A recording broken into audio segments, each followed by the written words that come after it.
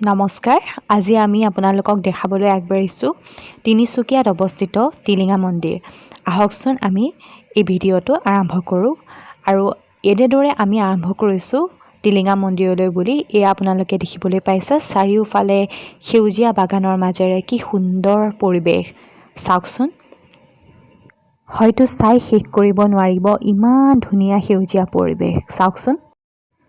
যিহেতু দেখা যায় যে অসম চাহ গছৰ বাবে বিখ্যাত, গতিকে উজনি নামনি প্ৰত্যেকখন ঠাইতে চাহ বাগানৰে ভৰপূৰ হৈ আছে।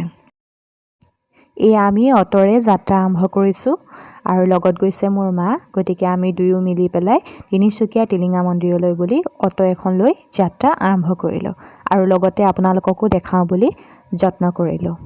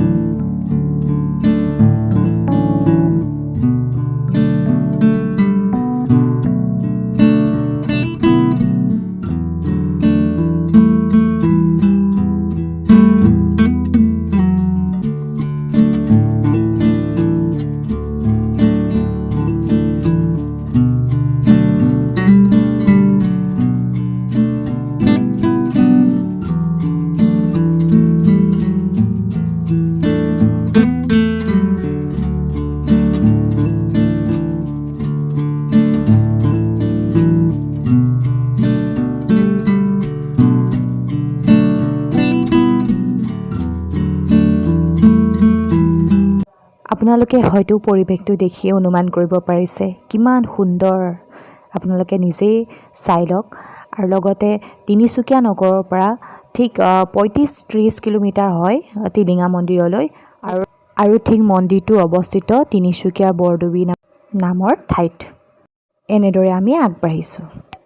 এয়া ঠিক আমি আহি পালোহি টিলিঙা মন্দিৰ আৰু ছাইডত সকলো দোকানতে এটা গুৰুত্বপূৰ্ণ বস্তু দেখা পাব, সেয়া হৈছে টিলিঙা। গতিকে প্ৰত্যেকখন দোকানতে আপোনালোকে টিলিঙা দেখিবলৈ পাব। কোৱা মতে টিলিঙাটি মন্দিৰত বান্ধা হয় আৰু লগতে যি মনোকামনা থাকে সেই মনোকামনা পূৰণ হয় বুলি কোৱা হয়।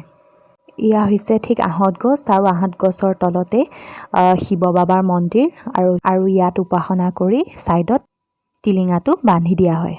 অসংখ্য টিলিঙাৰে আছে টিলিঙা মন্দিৰ। আপোনালোকে দেখিবলৈ পাইছে টিলিঙা মন্দিৰৰ ভিতৰৰ পৰিৱেশ। অসংখ্য ভক্তৰে ভৰি আছে টিলিঙা মন্দিৰ আৰু দেখা যায় যে বিভিন্ন ঠাইৰ পৰা বহু দূৰ দূৰণিৰ পৰা আহি পেলাই মানুহে এই মন্দিৰত উপাসনা কৰিবলৈ আহে আৰু একোটি টিলিঙা আঁৰি পেলাই তেওঁলোকে মনোকামনা পূৰণ কৰিবলৈ চেষ্টা কৰে। এয়া আপোনালোকে দেখিব পাইছে সম্পূৰ্ণ টিলিঙা মন্দিৰৰ পৰিৱেশ। চাৰিওফালে কেৱল টিলিঙা টিলিঙা টিলিঙাই।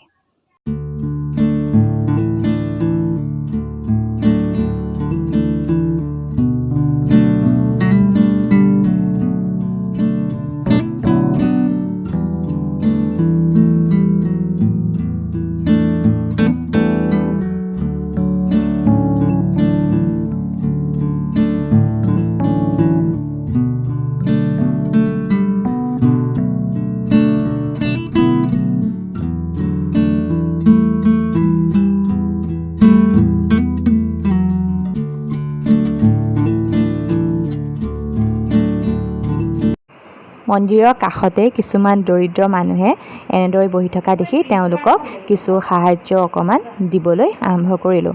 এয়া আপোনালোকে দেখিছে টিলিঙা মন্দিৰৰ চৌপাশ।